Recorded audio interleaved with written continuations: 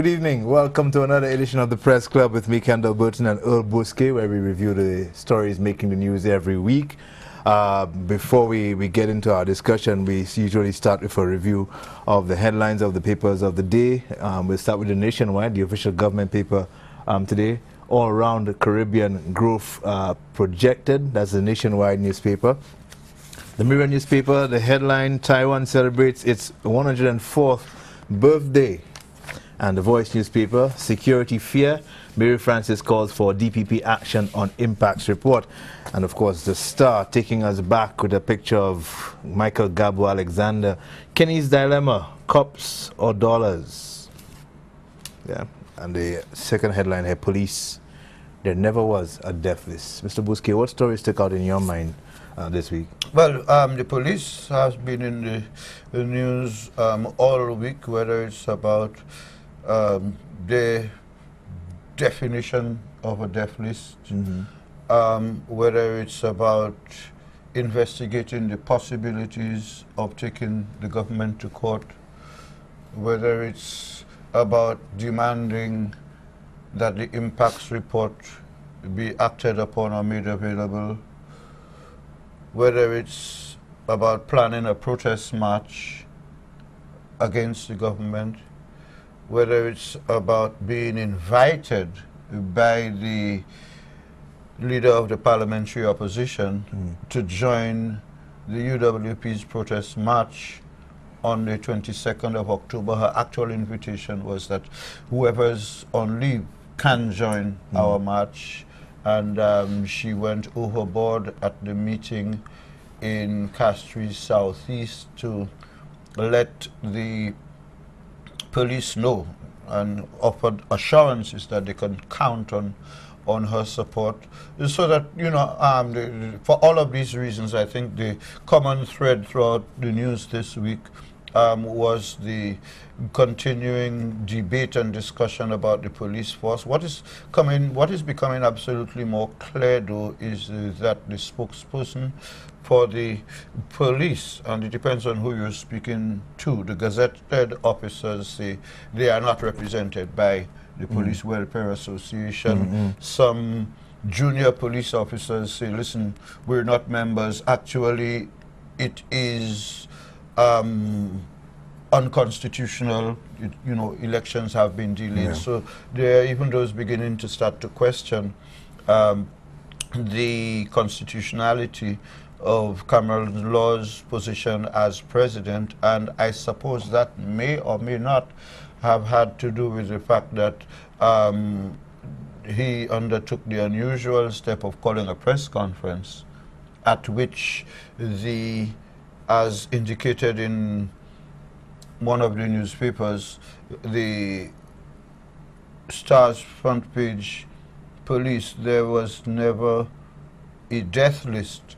And that is the new element, quite apart from Mr. Law indicating that he and the association are seeking legal advice on the constitutionality of the impacts report itself, challenging whether it was done legally, arguing that the then commissioner did not give his blessings to the investigators and did not swear in the Jamaican investigators, and therefore that might have been in contravention of the Police Complaints Act. However, it had also been pointed out to him subsequently that he only read one section of the Act, because other sections of the Act clearly point out that every single step of the way, the process leading to the impacts investigation and the impacts report was legally done by the book. Also, the whole question of investigating the possibility of challenging the Prime Minister and the government on the basis of the manner in which the commissioner, he's still the commissioner, on which the commissioner has been according to him, sent home. The commissioner himself has made it clear that he has requested early retirement, but here you have Mr. Law saying, listen, he was sent home, and therefore we want to go to court and challenge the authority of the government to send him home, whereas it's supposed to be the Governor General. Again, it has been pointed out to him that all the Governor General does is sign the document, whatever documents. It's not her role to decide yes or no, but to authorize whatever decision has been taken.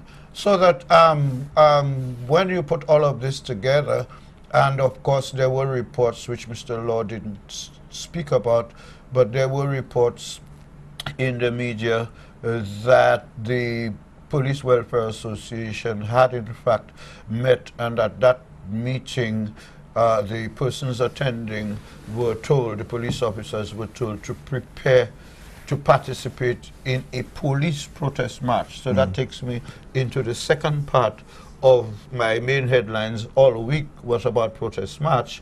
We had the LPM that planned its march for Thursday, and when Thursday came, there were only 8 people at the VG field. The LPM leader claims that it was because of rain. Rain in the countryside prevented the LPM supporters, who are mainly in the countryside, from coming to Castries. Now I know the LPM just elected an executive of over a dozen persons, and only 8 turned up. So Mr. Thurl Prudhomme said he hasn't done the wrong thing by calling it out. He thinks he's calling it off. He's done the right thing, and it will be held another time.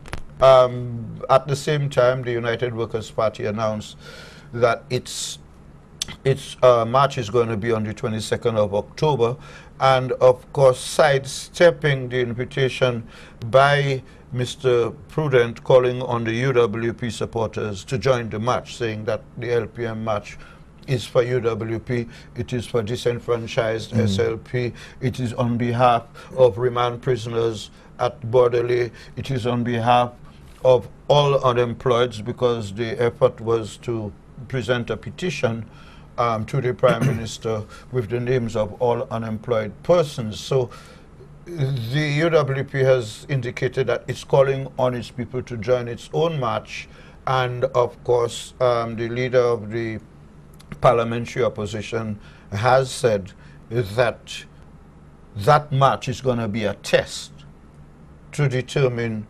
whether the populace has been hearing the message of the UWP, or whether the voting population is ready to make that change which the UWP is calling on. And interestingly, on the same platform on Tuesday night at the meeting of Castries Southeast constituency, a public meeting in Mr. Guy Joseph's constituency, he and Dr. Rigobert were on the same platform. She was calling on the police to participate in their demonstration. Mr. Joseph, on the other hand, referring to the police plans to have a protest march, a police protest march, he indicated that if that ever happens, then, all fall down. I don't know whether he was sending out a signal that it's going to be bad for the country, or whether he was going to say that is what is necessary. It wasn't clear. But the whole issues of marches, this is the marching season, and now in today's paper, a constitutional lawyer, human rights lawyer, Mary Francis, calls for the DPP to take action on the impacts report. And in reading the story, she says she's been planning a protest march since last year. And she hasn't been getting anywhere because she's been doing it, she's had to give attention to court. Yeah, but traditionally we have not been marching or demonstrating people a culture. In the 70s we were. Well, for a while. Yeah. But St. Lucians are very peculiar people. We talk about the short attention spans, of the lack of passion for anything. Rick Wayne constantly talks about the fact that, we accept everything. We don't stand up for anything. Are we going to see some sort of change? Are people sufficiently frustrated? that we might see that sort of culture that we had in the late 60s, early 70s returning? I doubt it. I think that the parties need to move with the times. If every minute, I mean, every time Mr. Guy Joseph says something, he threatens a protest march, whether it's against vehicle licenses, whether it's against the cost of gas, whether, you know, always threatening a protest march. Now, just imagine you're a hard-working voter who has to work to feed your family, and yes, you're politically aware, yes, you're tuning into the politics, yes, you would like to be able to say and do things that can effect change, but what march has changed anything? And if you're being called upon every week to a march, LPM march, UWP march, Mary Francis march, you know, everybody is planning a march. To what end? Is it to get photographs? You know, which used to be what it used to be in the days before you had TV. And, you know, you want to see a match, you could tune into a matching channel. We do for a break. Let's take that break. When we come back, we'll continue our conversation about the marches and some of the other stories in the news. This is The Press Club. We'll be right back.